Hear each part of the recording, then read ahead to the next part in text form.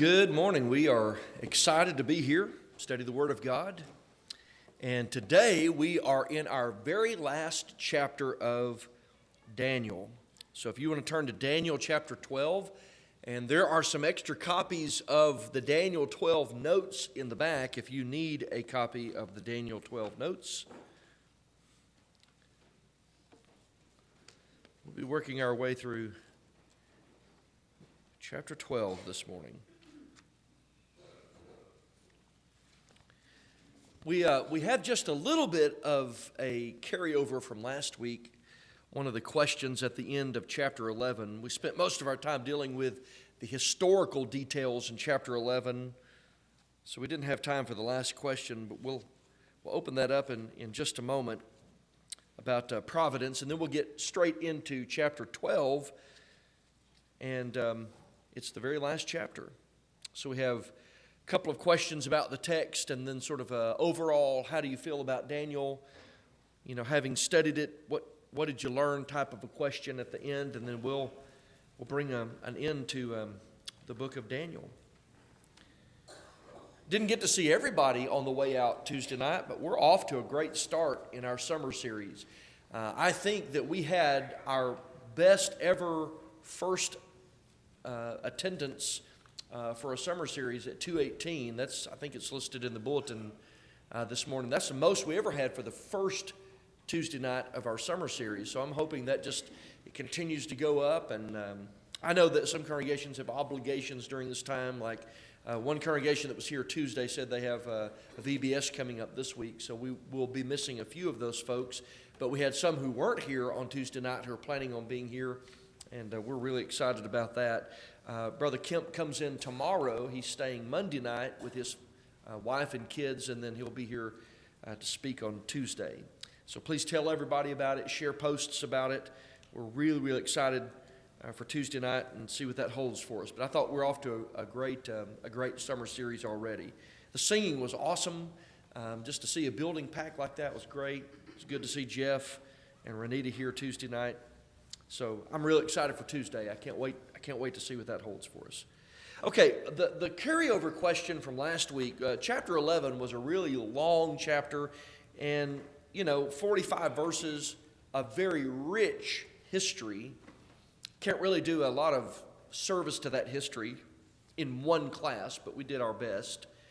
So we didn't get to the very last question, which is about the providence of God. And here was the last question. We've mentioned the providence of God several times already in our studies. Is God's providence limited to work with only righteous people, or does God sometimes use wicked people to accomplish His will? Do you think the events of chapter 11 are providential, and if so, how do they fit the redemptive story? And I don't know how you had planned on responding to that, but I guess the premise of the question is, a lot of times we think, you see something happening good in the life of a really good person, and we instantly say, hey, that's God's providence. Isn't God good? And He is, and oftentimes it is providential. But is it limited to that? Does He sometimes use really terrible people, and does He sometimes use really terrible things in history as a providential way of accomplishing His will? What are your thoughts on that, especially that we've come so far in Daniel? How do you see the providence of God? Always at work. I agree with that. Yeah. Always at work. Any thoughts on that, Art? Well, just look at Daniel. Yes. Why is he there? Yeah. God, well, look at what happened to the children of Israel. They disobeyed God. They disrespected God. God Yes. said, what? Okay, you wander in the desert for 40 years and you'll all die out there. Yeah. And that's a promise that God was working on. And then once again, the children of Israel for 400 years, they disobeyed God. Persecuted prophets, all this kind of God said, I've had enough. Carried off in Babylon, captivity. Yeah, and God is certainly He's not the author of immoral activity. He never is that. But throughout history, has God often used the wretchedness, the wickedness of certain people? Has He used that to His favor over time?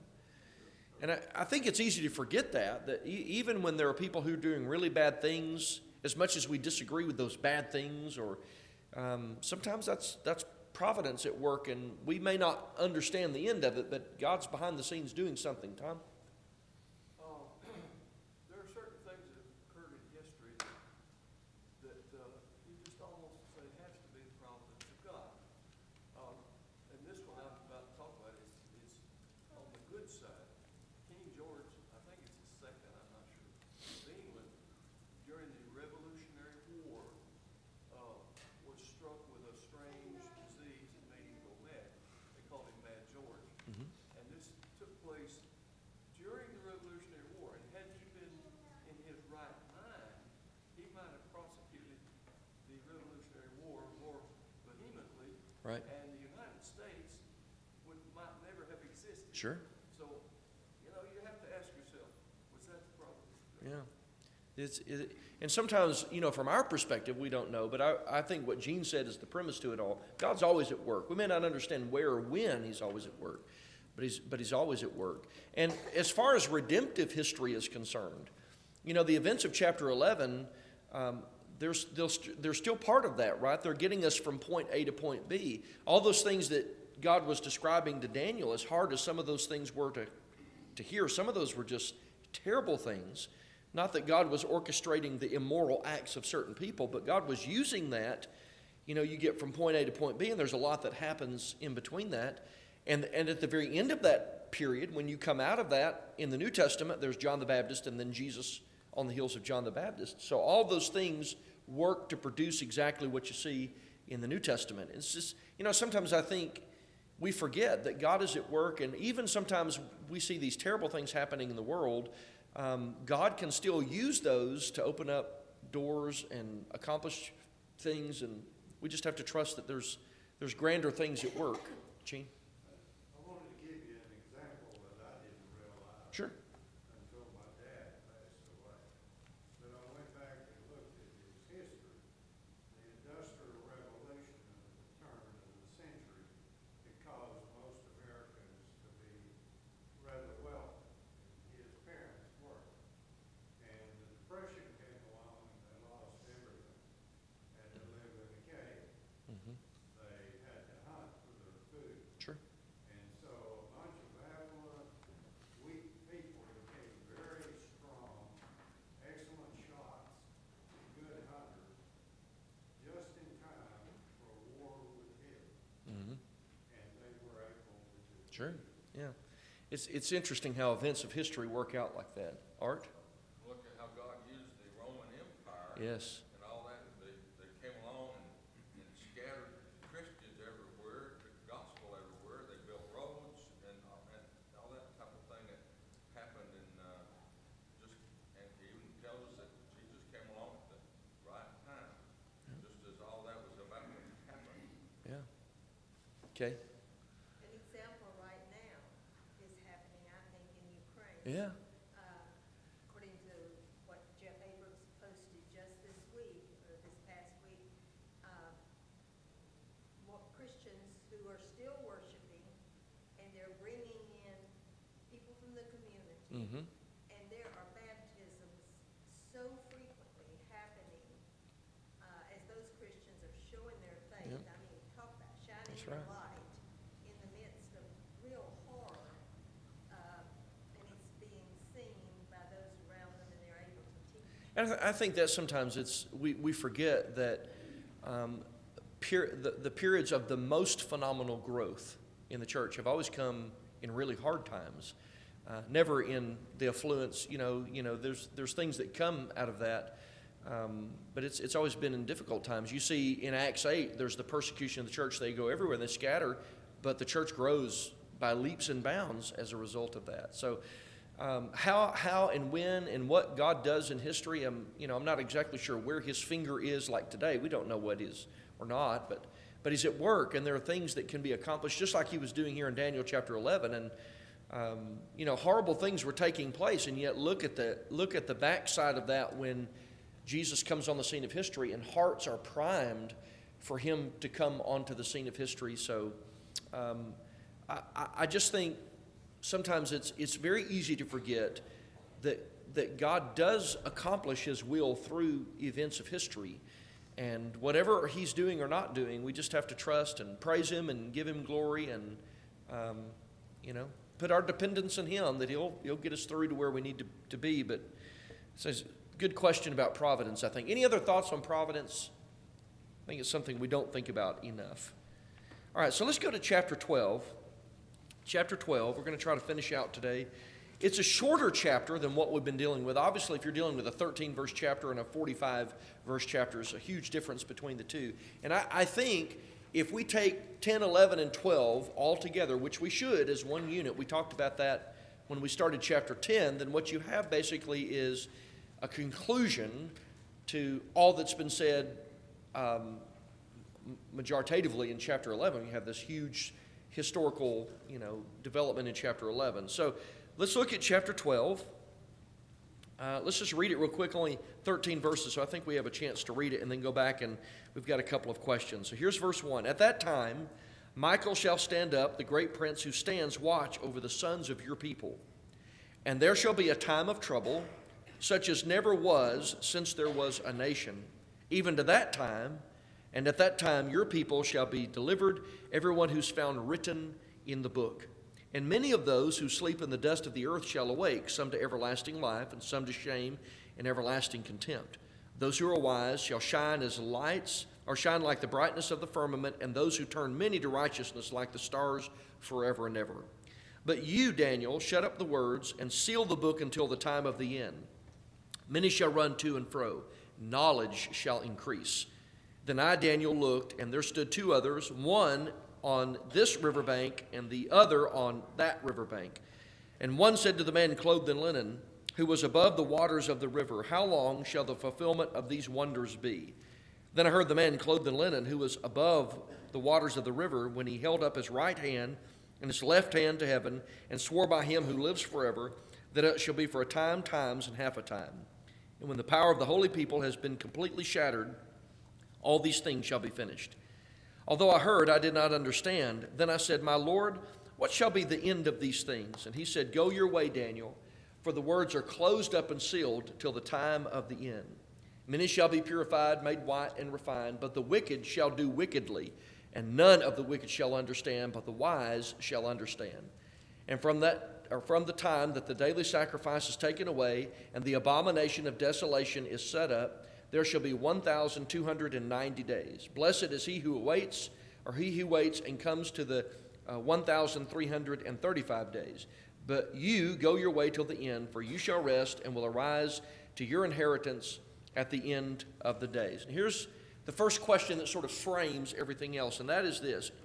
Does Daniel 12 stand alone? Because it makes a difference how we approach this chapter. Is it sort of an independent chapter, or do you see this as a connection to the preceding chapter? And if it is there some help in the chapter that might give us a hint that we're still dealing with some of the same stuff? Joel? You can't get past the first sentence. The first sentence, yeah, I think, And at that time, Michael, what time is he talking about? right, And he exactly. talks about somebody dressed in linen. What's he talking about? Right. You've got to, it cannot stand. That's right, and I think that's exactly it. So we have these definite connections. We have references back to previous talking points in chapters 10 and 11. And as Joel mentioned in verse 1, he says and this is, we just take an eraser and erase the chapter division there. It doesn't need to be there. He says, at that time. That doesn't make any sense unless it is a continuation of what he just said at the end of chapter 11. So this is a continuation of the prophecy of chapter 11, which also includes the introduction from chapter 10. So this chapter is calling on the order or the timing of chapter 11 for context. And the very last event discussed, again, there could be variants for historical applications here, but I think the last event discussed is the destruction of Jerusalem in AD 70, and you have the extended version of that from chapter 9. You have an extended version of that, and I think you have sort of this same event being spoken of here. And here's how we know that. If you're reading and you go down to verse 11, he says, the daily sacrifice is taken away and the abomination of desolation is set up. Is there anybody in Scripture who tells us what the abomination of desolation is about? Jesus does. He does it in Matthew 24. So we've not left this sort of same context. And I was having a discussion with someone just this past week about, why there was such an emphasis of that here. And I don't know that sometimes we posit the significance to it that needs to be given to it, but how significant was the destruction of Jerusalem in AD 70? Why was that such a significant event? It ended the Jewish nation, basically. All the records were destroyed, and that was what they were based on. For thousands of years, who had been God dealing with almost exclusively? The Jewish nation. And at the end of AD 70, now I know on the day of Pentecost, the gospel was in effect, right? You have the gospel in effect. But you still have the remnants of the Jewish religion, and you still have this affinity for God under the restraints of the Jewish religion. That continued all the way up until AD 70. And in AD 70, the destruction of Jerusalem, there was a finality to it. It was a very clear signal. God has no more dealings with the Jewish nation through that system anymore. And it was climactic. I mean, it was the end of thousands of years of that city being held so significantly. It was a huge event for all the reasons that Joel was just talking about. It was sort of a final way of proving that God had cut them off like that. And I don't think we can underestimate the importance of that event. That's why it's being spoken of to the degree that it is. Joel? Hey, I've got a question here, and Jesus says, "And when you see the abomination of desolation spoken of by the prophet Daniel," somehow they recognized what this was Daniel. Yes. I wonder how they know, this is what Daniel was talking about. Right. Because he said, when you see it, so they were going to recognize it, that was their cue to flee. And I wondered, well, how did you know this was it? Well, in the first century, they would have had some help from miraculous gifts in the first century. Yeah, because one of the gifts was prophecy, the other was interpretation. So I think they would have had the assistance of that. But you're bringing up a good point, because I think this goes to the overall point of chapters 10 through 12. It was not just arbitrary events that God was just putting out. He was just telling Daniel, here's how history is going to develop. Daniel had serious concerns about the state of God's people. And in chapters 10 through 11, he's offering an answer to that. And one of the things he's going to tell Daniel is, if people are paying attention, if they're listening, they'll be just fine. And he's even going to mention that in chapter 12, that even during these terrible events, there was a way for God's people to escape. And our goal is not to really go through everything related to destruction of Jerusalem. But when Josephus writes, Josephus was a Jewish general he was a commander for the Galilean forces, got taken, ended up becoming basically the historian. He recorded all the events for the Romans, and now we have that in one big book, the Antiquities of the Jews, and we have the Wars of the Jews. From his account, from all accounts, how many Christians perished in the destruction of Jerusalem? 0. Not a single one of them. And so God provides a way of escape, and it has a lot to do with what Joel was just talking about. They were able to be perceptive enough to know that when these events started developing and happening, they knew to get out based on this. And so I hope that can become part of our discussion in just a minute. But this is clearly connected to all of that. Now, he mentions in chapter 1, he says, Michael stands up, the great prince who stands watch over the sons of your people. So he mentions Michael again, and this is the connection, right? Because back in chapter 10, verse 13, Michael was mentioned by name, and he was at work. There's that behind-the-scenes battle against the devil, and he's mentioned as one of God's archangels there. And he appears often in Scripture, does he not? Michael does, as this great warrior angel. He appears to be some sort of a soldier angel by God. He does here, he does in Daniel 10, also Revelation chapter 12. And so behind the scenes of the physical history was that spiritual battle taking place. And the reference to Michael reminds us of, again, God's providential involvement in the affairs of mankind.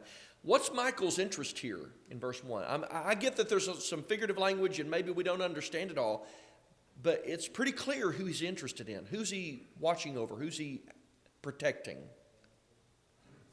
He's protecting God's people, right? Because in verse 1, he's watching over the sons of your people. That'd be God's people. So he's interested in the protection of God's people. He mentions this here. Now, when all this is happening, by the way, in the destruction of Jerusalem, who is God's people during the destruction of Jerusalem? It's Christians, right? It's the church under consideration. And there was a lot of forewarning about all of these things. In fact, because Joel just mentioned it, I want to hold our place here and go to Matthew chapter 24 for just a second. Matthew chapter 24. Again, I know that, we just had this conversation. There was a lot of, there were 9 miraculous gifts that the Spirit distributed among the church while the Bible was being completed. And they had the advantage of having some of these miraculous abilities like prophecy and interpretation and wisdom, miraculous wisdom, things of that sort. So they had the ability to discern in ways that we don't, because we have the Word completed and they were still waiting for the Word to be completed. But there were still physical things that they were looking for. Look at Matthew 24. Look at verse 15. This goes back to what Joel just quoted this. Therefore, when you see the abomination of desolation spoken of by Daniel the prophet. So we know that our interpretation is correct. That's what Daniel's talking about. Standing in the holy place, whoever reads, let him understand. And then he says this. Then let those who are in Judea flee to the mountains. Let him who's on the housetop not go down to take anything out of his house. And let him who is in the field not go back to get his clothes. But woe to those who are pregnant and those who are nursing babies in those days. Pray that your flight may not be in the winter or on the Sabbath, for then there will be great tribulation. And listen to this language. Such has not been since the beginning of the world until this time, nor ever shall be. Does that sound like language in Daniel 12? Same language. And he goes, unless those days were shortened, no flesh would be saved, but for the elect's sake, those days will be shortened. So even in all of this, who's God still trying to protect? He's trying to protect the church. So he has these forewarnings here. Jesus is, before this all ever happened, this is some decades before it ever happened, Jesus is talking to his apostles, and he said, when you see these things that Daniel talked about, you get out of there. And he said, don't you pray that it's not in the wintertime, and pray that it's not on the Sabbath day, and it'd be better for you not to be pregnant in that day than to have to do this. So he's giving some forewarning, but clearly they were able to discern some of what was happening. Now, whatever that was, I don't know, but they had the ability to know that when the Romans came against Jerusalem and started marching through, the valley, and they sort of started surrounding Jerusalem, they better get out, and they did that. And you have, can you imagine? He says, if you're in Judea, flee to the mountains, and many of them did. If you're on the housetop, don't go down to take anything out of the house. What's he telling them? You don't have time to pack. If you see the city being besieged, just leave. You don't have time to go in and try to collect your belongings. Let he who's in the field not go back to get his clothes. You can see it from a distance. You're out working in the fields. Don't go back in the city. You just leave. Why would it be, why woe to those who are pregnant? Why would he say that? Yeah, there's sort of a doubled hardship on that. He's not saying you're cursed if you're pregnant, but it would be difficult to be pregnant with all that going on, because or those who have nursing babies, there would be a difficulty in that. And then he says, pray that it's not in the winter. Obviously, that would be difficult. And then not on the Sabbath day. Why not on the Sabbath day? They shut the gates on the Sabbath day. You'd be trapped if it was. Tom? If I know my history correctly, it became so bad in Jerusalem that there began to be people eating each other. Yeah, they resorted to cannibalism. They sure did. Including the children. Yeah, they did. It was that bad. Yeah, they took the most vulnerable first, kids and the elderly and the weak, and they did that. It was terrible thing that happened. And so they had these words from Daniel, Jesus said, to help them avoid that. He said, when you read what Daniel talked about, you get out of there.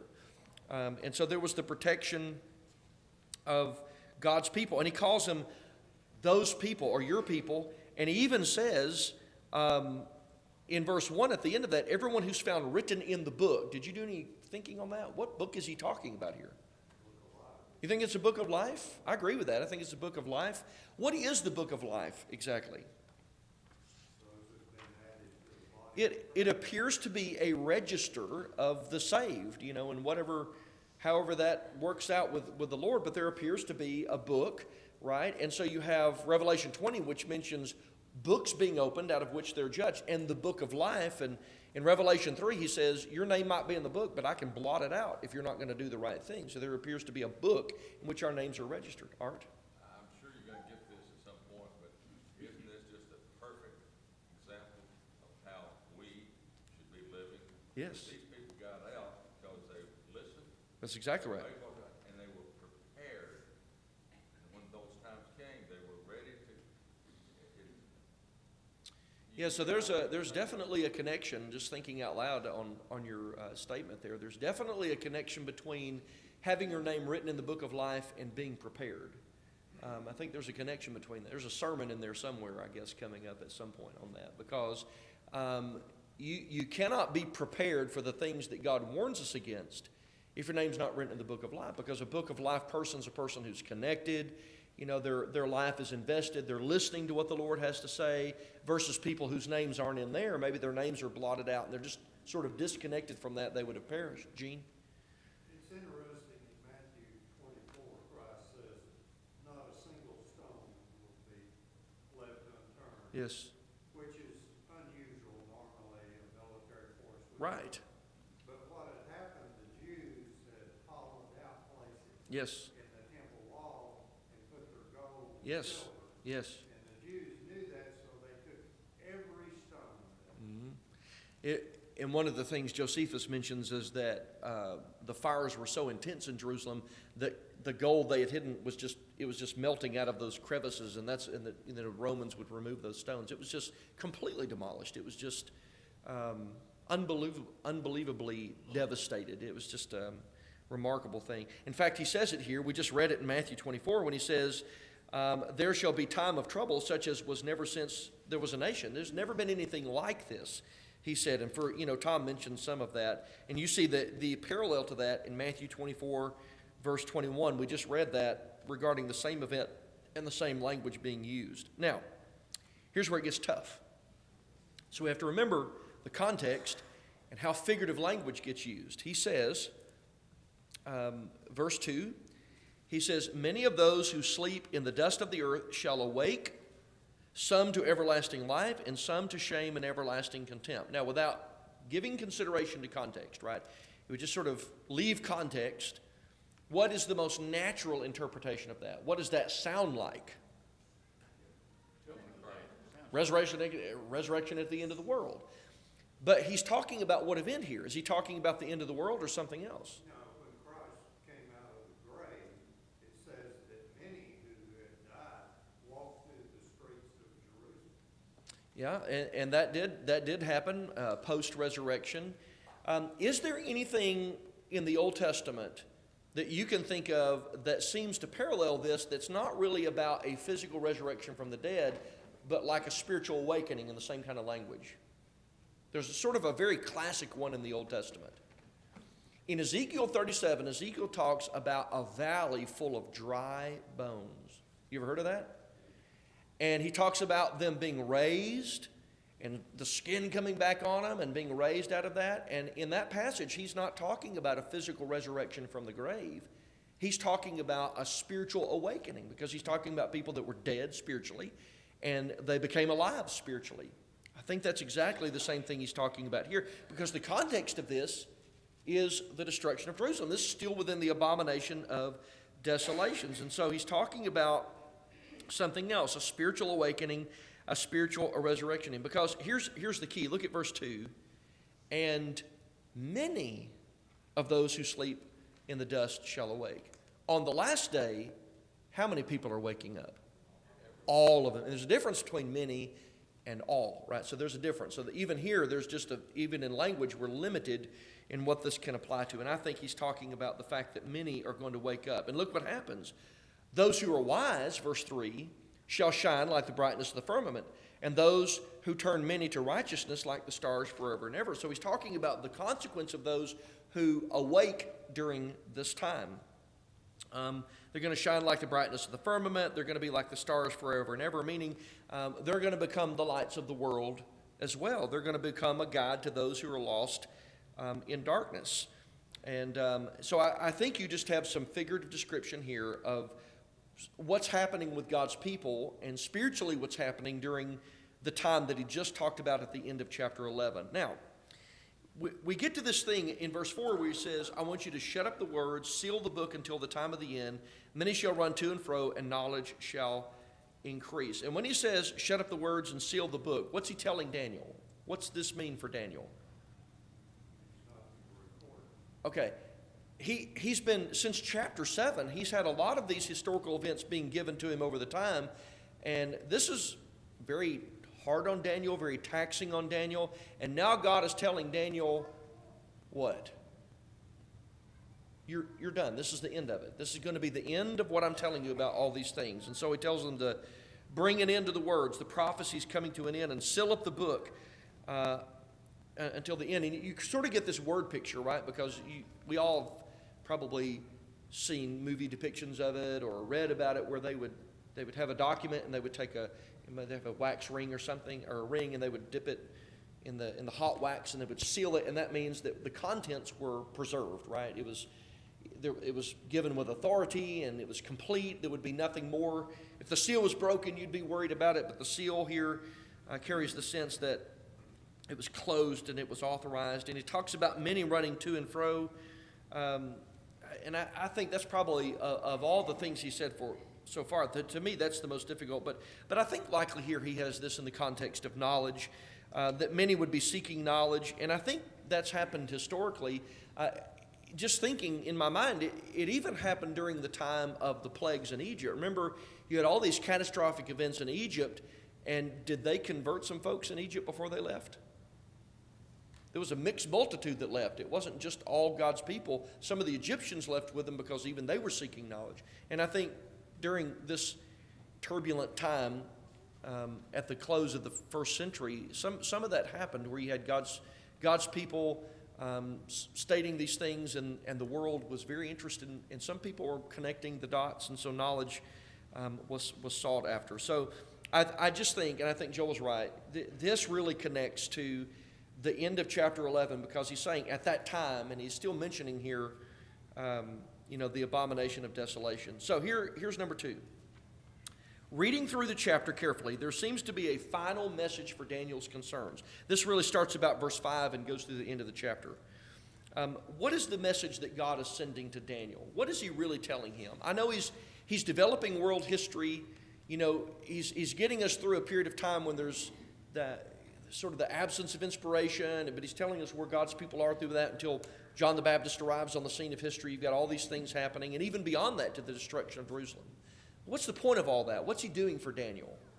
There's salvation for the entire world. Okay. Is it easy to look at really bad things happening and think, oh man, we're in trouble? When in reality, regardless of the trouble, are we always winners if we stand with God? And I think that's the message Daniel's getting. I'm always reminded there was it really happened. I remember the preacher who was telling it was a preacher who was the president of one of our Christian colleges many years ago. And he also taught Bible classes in some of the preacher training portion of that. And one of his freshman courses, right, was the book of Revelation. And he always thought that was a difficult subject to teach to sometimes young teens who were coming in. And he said there was a boy who just ran into his office one afternoon, sitting in his office after some of his classes. And the boy said, I've been reading the book of Revelation. I figured it out. And in his mind, he said, oh, no, what's he gotten into? And the boy goes, we're going to win, aren't we? And he goes, man, that's the best interpretation of that book I've ever heard. And I think that's what God is telling Daniel. It's going to be bad for God's people. There's going to be some really turbulent times, but we're winners with God. And that's the overall message that he's sending to him. So look at verse 5 beginning. Daniel sees 2 people standing, one on the riverbank, another on the other riverbank, and then you've got in verse 6, a man clothed in linen. Have we seen that guy already? Go back to chapter 10. Look at verse 5, chapter 10, verse 5. I lifted my eyes and looked, and behold, a certain man clothed in linen. You've got the golden girdle. You've got the jewel-like face, the beryl, the appearance like lightning, the eyes like torches of fire. And I don't know what your interpretation is of that. I know that I stated what I think that is because of the contrast between that and Michael later. I think that's a reference to Jesus. I think that's a reference to some member of the Godhead in that passage. And if that's true, then what we have, or is Daniel sort of returning to these two different types of figures. He sees one who is representative of God, and then the other probably is some sort of an angelic being, and they're conversing with each other about the meaning of this passage in front of Daniel. One's on one riverbank, the other's on the other riverbank. And I think if we take chapter 10 through 12 as a whole, it seems to bring us back to that imagery in chapter 10, verses 5 through 6, and then verse 10 and following with Michael. So the Lord is one. He would be the one above the water, or a symbol of his authority. And then maybe an angel, another beside Daniel that ends up touching Daniel, the one trying to explain the message to him. The conversation they're having is about the fulfillment of these things. In verse 7, he hears them say, you know, it's going to be times, time, and half a time. Verse 8, you know, he doesn't understand. He says, what shall be the end of these things? So the conversation that's taking place with Daniel and these two beings that he sees is about the fulfillment of these things. And clearly, if you read verse 8, where's Daniel in all this? What's his level of understanding? He doesn't get it. I mean, can you imagine being the prophet, the one that's getting this information, and God's talking about events that are sometimes hundreds of years in advance, and Daniel's mind is just blown. He just doesn't understand. I don't understand what's going to be the end of these things. And, you know, and why would he? He's living in the early days of the Persian Empire. Most of what God is prophesying happens in the Grecian and the Roman Empire. It's just beyond his ability to understand. And then in response to that, God said, go your way, Daniel, close it up, seal it up till the time of the end. So he's told the same thing he was at the beginning, which is seal the book, it's done. Your part in this is over with. And he mentions here the time of the end. That's not the end of the world. The historical application is the abomination of desolation, verse 11. Until the time of the end, when all these things have played out, that's when it's going to be. In verse 10, he makes a division between the righteous and the wicked.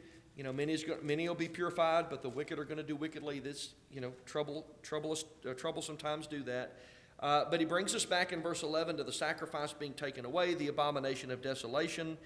And to me, maybe the first hardest thing is the dating here. And I'll give you my thoughts on this. You can tell me yours if you think differently. You have 1,290 days in verse 11 and 1,335 days in verse 12.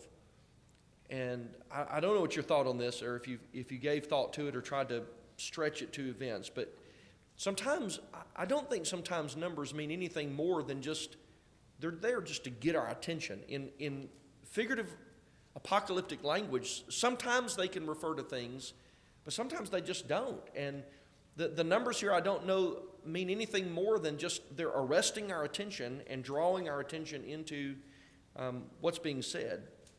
I don't know that it means any more than that. I don't know what your thoughts are if you've tried to stretch it to some actual historical events, but I don't know that it means anything more than they provoke our interest and they get us interested in what's being said, because I don't know that in apocalyptic language sometimes numbers just can't be used literally because they just don't quite fit some things. Gene?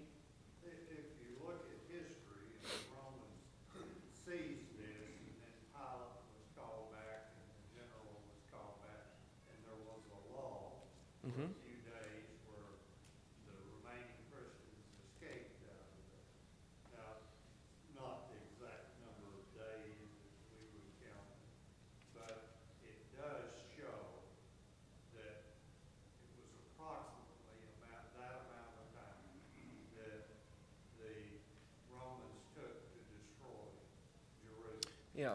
So, you know, and I would agree with that. Approximate, you know, there's approximate dating there. Sometimes the numbers can't be stretched literally because they go a little too far. But I think the approximate time is right in that ballpark. Philip? He gives kind of, I think, in Romans, the 5th chapter, he said, you're going to be persecuted, but don't worry about it. And Yeah. that's saying, I think he's telling Daniel the same thing. He's telling us that, you know, there's going to be rough times, there's going to be good times, and we have to endure it. We may not understand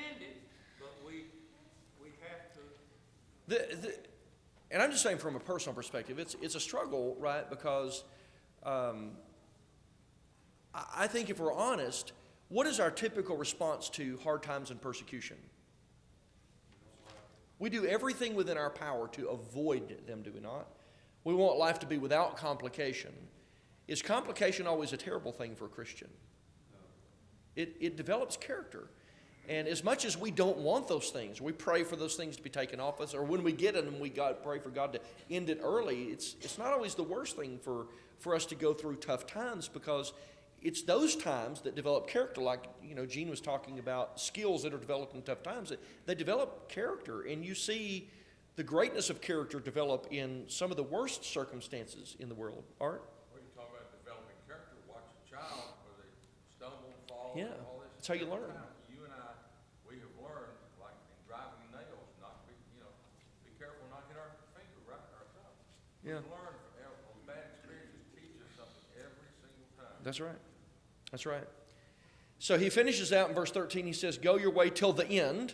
That's abomination of desolation, right? For you shall rest, and you will arise to your inheritance at the end of those days. Meaning that all of his efforts are going to be vindicated when all these things come to pass. Do you remember when Jesus, right before he talked about it in chapter 24 of Matthew, he was leaving out of Jerusalem, and he says, upon you will come all the blood of all the righteous from all the ages, right? So there was a vindication of all the things that God's people had been subjected to. World history sort of validated and vindicated all of God's people. So do some more study on that. I do want to get to number 3 so we can end that, which is, now that we've come to the end of the book, what has impressed you most about the book of Daniel, right? Either from chapter 7 to the end, the prophetic side, or the historical side, chapters 1 through 6. Are there some lessons you've learned in studying this that you think are going to help us to be better Christians, be better servants of God? What did you get out of the book of Daniel in your study of it? Gene? The thing that impressed me the most was Daniel's faith. Mm-hmm. He became a eunuch and was taken away from his people and died in captivity. Yes. But his view and his goal went far beyond him and his self as a fellow Jews and the whole world. And you really see that concern at the end of the book when, he's been a captive his whole life, and yet he's not worried about himself. He's worried about the people of God. I think that's admirable. I think Daniel's, if he's not a hero, he should be in all of our books. Daniel's certainly a hero. Any other lessons, any things you picked out of the book? It certainly is a book about his faithfulness, that's for sure. All right. Great book, great study, great recommendation. I appreciate that. And the latter part of the book is obviously the more difficult. I would not stop studying that, right? Because I'm not going to, but we went through some of those chapters pretty hurriedly just to make sure it was a chapter per class, basically. But do some more study on that, because there's rich history in there. And like we talked about last week, you see that history come to pass. It's just confirmation that he was right all along. It just confirms our faith in the inspiration of the Bible. All right. We'll get ready for next week, and I've got a couple things laid out. We'll see where we're going to end up at, but we'll do some introductory work on whichever book we pick. And I've got a couple of recommendations, and I'm hoping if you've got another recommendation today, let me hear it. If it aligns with something that's been recommended, we'll go with that, just to make sure that we go with the majority consensus on that. But thank you so much for helping me in the book of Daniel. I feel better because of it.